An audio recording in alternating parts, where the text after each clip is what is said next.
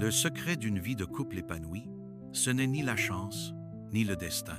C'est une décision, quotidienne, réciproque, lucide.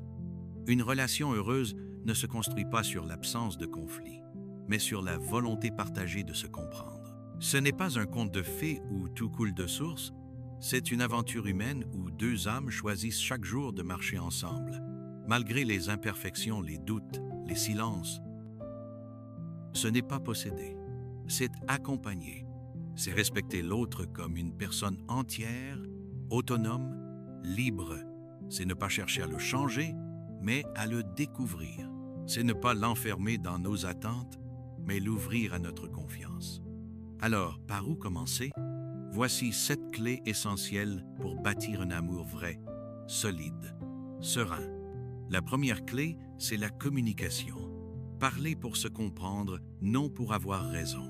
Un couple qui ne parle plus est un couple qui s'éteint doucement. Il ne suffit pas de dire ce qu'on ressent. Encore faut-il écouter, vraiment, sans couper, sans préparer sa réponse. Sans vouloir convaincre, les mots ont le pouvoir de guérir ou de blesser. Tout dépend de l'intention.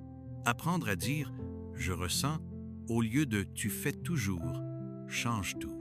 Une dispute peut rapprocher si elle est vécue comme une recherche de vérité, pas un duel d'ego. La deuxième clé, c'est la complicité. Entretenir le lien comme on nourrit une flamme. La complicité ne vient pas du hasard. Elle vient du temps partagé, du rire échangé, du regard qui en dit long. Elle se cache dans les petits gestes, les souvenirs qu'on crée, les moments justes pour deux. Il ne suffit pas de s'aimer.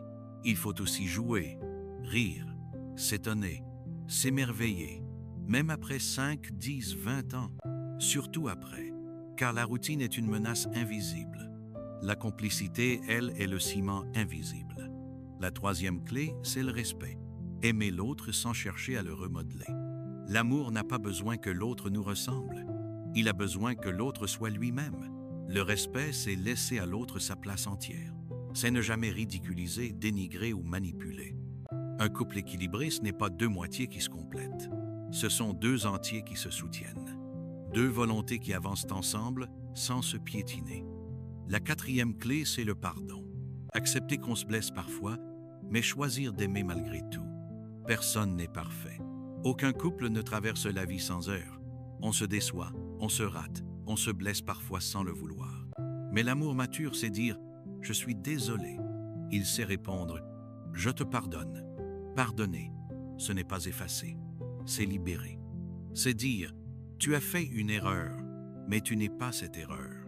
C'est choisir de continuer à deux au lieu de rejouer sans fin la même douleur. La cinquième clé, c'est l'engagement. Choisir l'autre, même quand c'est difficile. L'amour, ce n'est pas que l'émotion. C'est une décision. Il y aura des jours gris, des saisons froides, des moments de doute. Mais l'engagement dit « je reste », pas par devoir, par amour, parce que ce lien mérite d'être protégé. La passion est une étincelle, l'engagement est le foyer. Ce n'est pas moins beau, c'est plus profond. La sixième clé, c'est l'espace. Aimer sans étouffer, être deux sans se perdre. L'amour n'est pas une fusion, c'est une danse. Deux libertés qui se rejoignent. Chacun doit pouvoir respirer, s'épanouir, exister au-delà du couple. Ce n'est pas une trahison, c'est une nécessité. Donnez-vous du temps pour vous. Soutenez vos projets. Nourrissez votre singularité. Car c'est en étant bien avec soi-même qu'on peut aimer pleinement l'autre. Enfin, la septième clé, c'est la gratitude. Se souvenir que rien n'est acquis. Le plus grand danger, c'est de croire que l'autre nous est dû.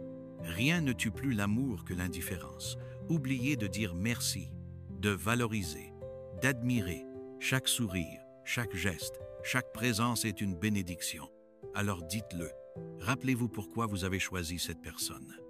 Et n'attendez pas une occasion spéciale pour lui faire sentir qu'elle compte. En résumé, une vie de couple épanouie ne tombe pas du ciel. Elle se construit, se cultive, s'honore. Ce n'est pas l'absence de problème, c'est la présence de volonté. Ce n'est pas une perfection irréelle, c'est une sincérité constante. Aimer, ce n'est pas se perdre en l'autre, c'est grandir ensemble, dans la même direction. Jour après jour, regard contre regard, cœur contre cœur. Et même quand le monde vacille, tenir bon à deux.